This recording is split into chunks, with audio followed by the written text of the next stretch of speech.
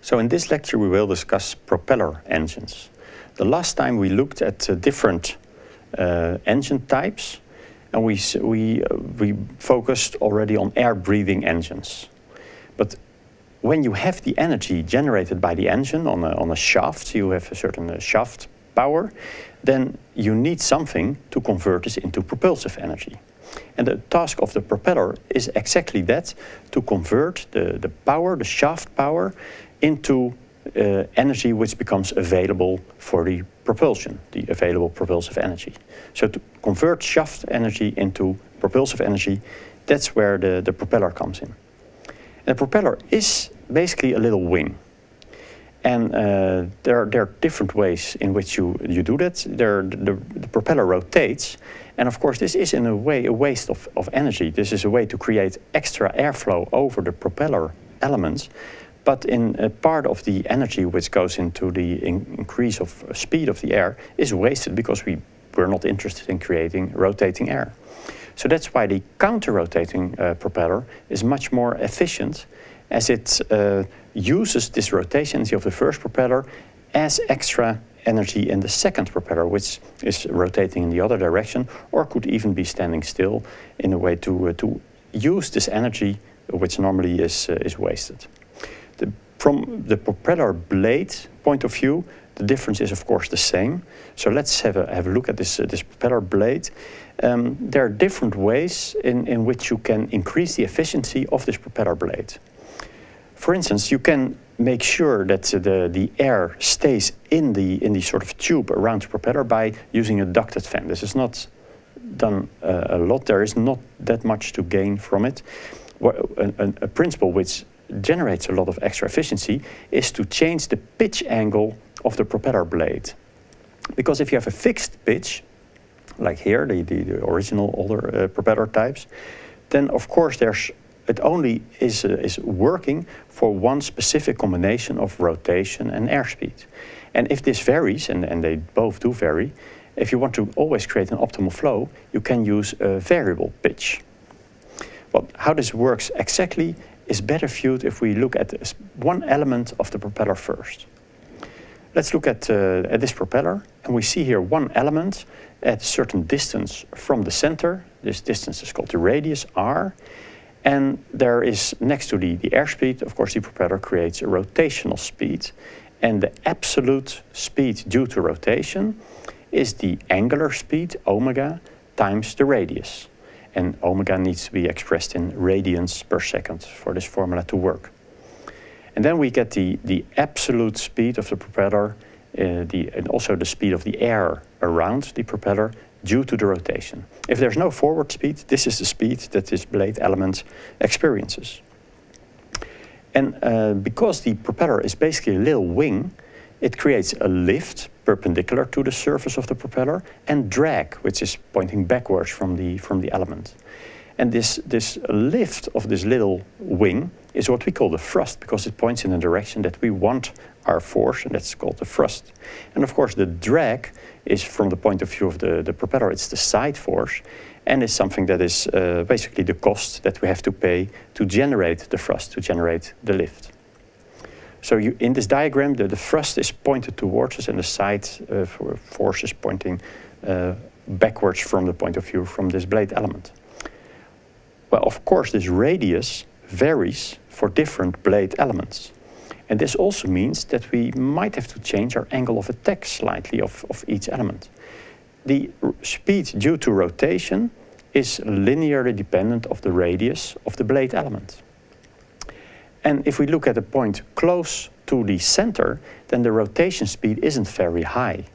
And basically it's more like a wing there, and so it's also pointed more in the direction of the airflow. From the point of view of the propeller plane, it's the propeller surface, it's more angled towards the airspeeds and has a large twist to create a optimal angle of attack for a good ratio of lift and drag, or in this case thrust and side force.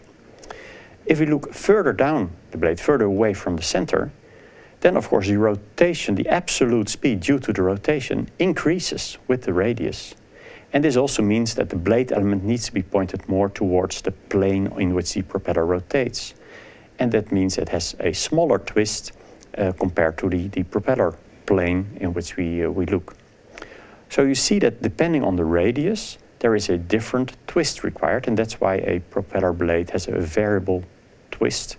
It twists when you look at it away from the center to the edge, to the outer side. Well, you see also here that the V0, the forward speed, the airspeed, is a component, a vector component in the total speed, and this varies, and of course the rotation speed can also vary with rotation, and that's the reason that sometimes you want to change the propeller pitch to ensure an optimal angle and to always have an optimal angle of attack to have your highest efficiency of the propeller. So that is the aerodynamic perspective, looking at the propeller blade as a little wing and how you can optimize that. If we now look more from an energy point of view at the propeller, let's have a look at the propeller power. The power, of course, being the work per second that's performed by this propeller. So the energy per time unit, work performed. So we have to look at one time step. So let's look at the airplane at one time t here. We have a certain thrust, which we keep constant for now. And then a little time step later, the plane has traveled a certain distance, and let's call this delta S for the way traveled. If we now want to know what the work is that has been performed by the thrust force, we simply multiply the force by the way traveled. In this case, that's the thrust force times delta S. So the work performed in this time step is thrust times delta S. And then we have the energy Newton meter. But for power, of course, we need to know the amount of work performed per time unit. So we divide by delta T, our time step. And then this gives us watt, which is joule per second. And this is the power that apparently is available for propulsion, the propulsive power, the power available for thrust. And this is called power available because the amount of energy that you have to put in by the engine is larger. And then after the propeller has done its work, this is what the power available for the thrust, for the propulsion is. So it's a propulsive power available. If we look closer at this equation, we see that it's also, you can also say, apart from the work divided by the time, you can also say it's the thrust times time, the way traveled per time unit. So way traveled per time unit, of course, is also known as speed. So apparently, and this is an important equation, the propulsive power, the power available, is thrust times airspeed times the speed, or V0, so as we sometimes call it in this lecture, the airspeed of the plane. So this is after the propeller has done its work. It is the net power available, PAT times V. Well, I already mentioned that this is not the same as the power that is generated by the engine after burning the fuel and going through this cycle of compression and expansion. It delivers an amount of energy to the shaft, which we call the shaft power, which is higher than what we get out of our propulsion. You always, both from transferring heat into work, you lose some energy, but again from this shaft power into propulsive power, you lose something. And therefore we sometimes talk about the propulsive efficiency of a propeller, and there we simply divide the power available, so T times V, by the brake, the shaft power, and this gives us our propulsive efficiency. So this is the energy view on how propellers work and how efficient they are after working with this airflow around the blade elements, how they can transfer shaft power into propulsive power.